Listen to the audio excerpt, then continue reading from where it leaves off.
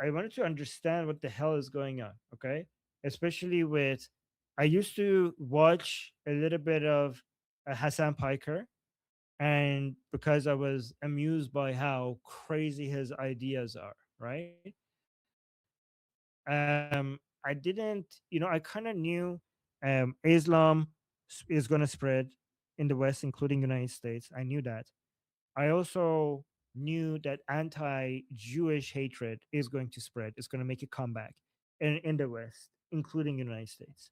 Okay, and I usually keep telling people, remind people that I knew this and it happened. But this one I did not see coming. Right, this whole uh, commie mindset, so embracing Mao and this garbage ideas, this having making a comeback in the United States, that I did not see that coming. But now that I see why it's so popular, I should have seen it coming. Right. So if you guys, I think everybody here knows who Hassan Piker is, right?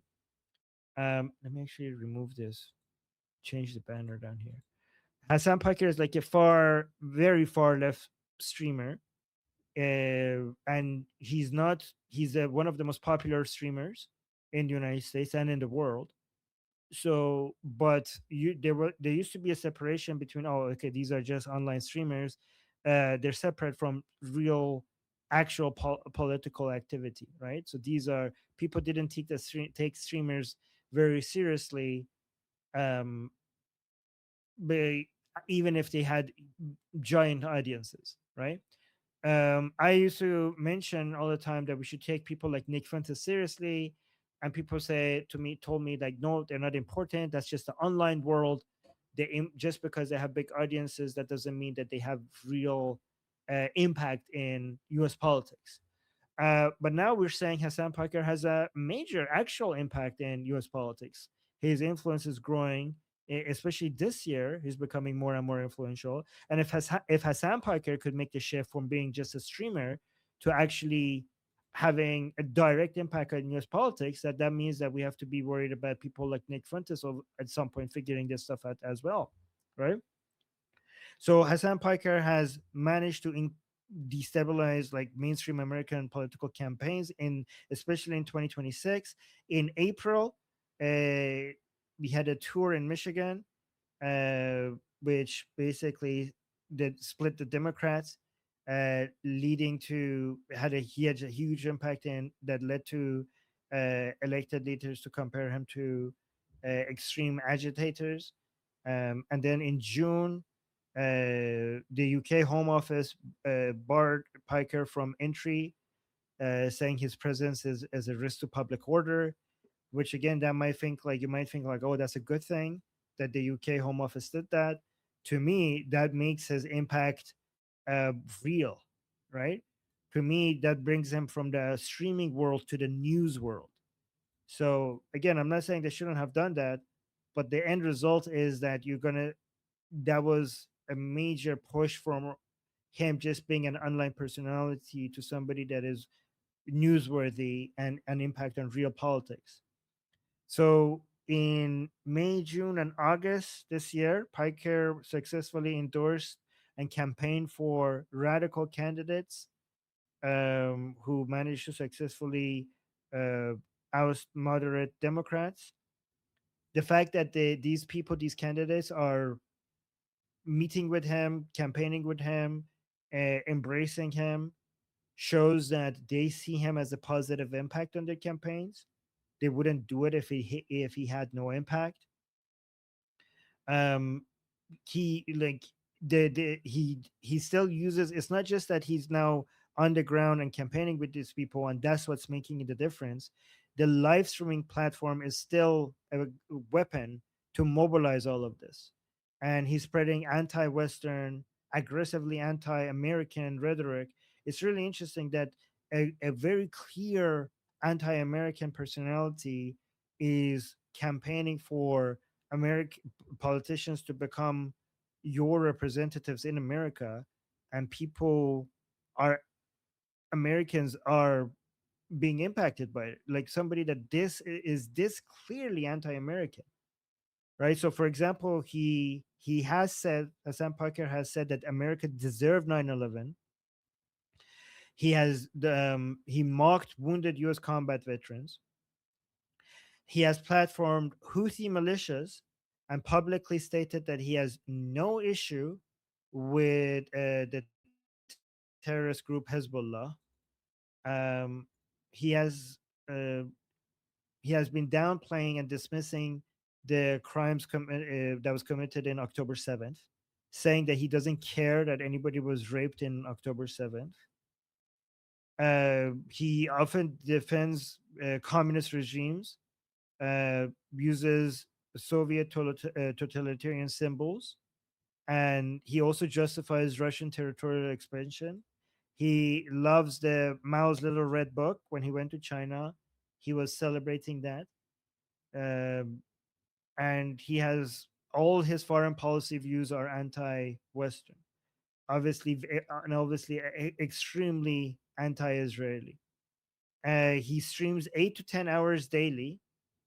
Uh, so, and the not only he has a huge audience, he also the streaming hours that he puts into it makes him more and more influential.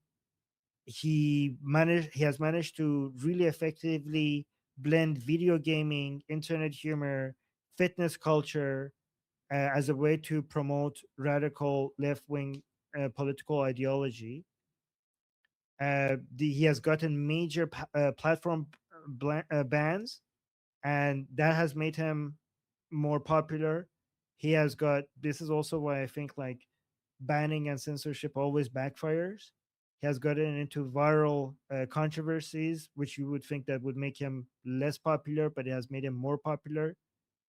Um, and the fact that these ideas are the popularity and demand from these ideas are growing in the United States, especially among young people, means that this is just the beginning, and there's going to be a lot more of this to come in the future, and then we're going to have more anti-capitalist, pro-Mao, pro-Putin, pro-Islamic Republic, pro-Hezbollah, pro-Hamas, pro-Houthi perspectives growing in the United States. And this is just one other indication that we are dealing with a major threat to a civilization as a whole. And I was just wondering if you guys have any ideas of what is the best way to create a force against any of this. I would like to, because I keep hearing people like, by the way, I don't know the answer, but I just keep seeing everybody everywhere saying like, oh look, he said this is bad, this is a bad idea, oh my god, that's a stupid take. Okay, we keep pointing that out and it keeps growing. um does anybody have any ideas or any suggestions that are actually meaningfully could come up with a strategy to push back against any of this? I see Amujef is back. I would like to hear um if I he do. has any. Okay, go on, Nilbani. So, you know how we're always wanting, the good Muslims, the non-crazy jihadi Muslims, to call out bad behavior by, like here in the UK, we want, you know, the Muslims who, are disgusted by the grooming gangs to say, we don't support this. This is not what we believe in. This is not my idea of Islam or all of that. This is something that we want them to do, right? I think that it's the same idea of, if you're a Democrat in the United States and you're looking at Hassan Piker and going, what the fuck? You need to speak up. You need to say, I'm not for this. This is not what I support. This is not what my idea of being a Democrat is. And I disown this person. And I do think it should be the Democratic Party needs to basically say the DSA is not us. We don't stand for that. And if there are people that are currently in positions in Congress who are saying no, no, we do support that, then then, well, you don't get the funding of the DNC anymore. You are not a Democrat, and we will primary you. And that is what they need to they need to clean house. They need to, what we're expect what we want, the only people that can clean house are the people that are in that house. I can't go into that house and clean it for you. I don't live there. So you have to clean your own house. You're inside. And that's what that they're the only ones that can do it. And I think that, you put pressure on your Democratic Congress person, your senators that are Democrats, you put pressure on them and say, I expect you to disown these people and collectively as a party to throw them out, to primary them. They get no funding. And if they can't, like, the people that, what was it, 8, I saw it on Bill Maher. It was like a statement that, you love America, you support the democracy and the republic and all of those things. They got 8 representatives in the House of Representatives, 8 of them to sign this out of I don't know how many. That's insane. So basically, 8 of them are Democrats and the rest of them are crazy. Well, then you need to primary them. It is entirely Democrats' job to do this. It isn't the Republicans' job to clean their house. Republicans have their own problems and they really, really need to take care of those problems, but they are different problems. The Democrats have serious problems and they need to figure out their direction. It can't just be John Fetterman, who's not nuts. That's not a party. Oh, Jeffrey would like to respond, but he might have mic issues. Oh no. Okay, I really wanted to hear him on this topic.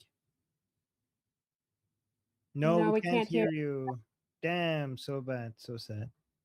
This was so. Uh, This was one. Yeah. you have 3 minutes left, so I guess it's not the end Oh, of the world. But, um, Jeff, you have no. 24 hours to take care of it. I guess. Okay. All right. We need to. I want Jeff come tomorrow. I want to hear points on this. Okay. I'm fixing it tonight. Okay. Amu Jeff is fixing it tonight. Thank you, Amu Jeff. Okay. So we got some. All right, guys. Let's think about this and then talk about this more. And Neil Bunny, great points. Okay. So we got some super chats. Let me just go through these.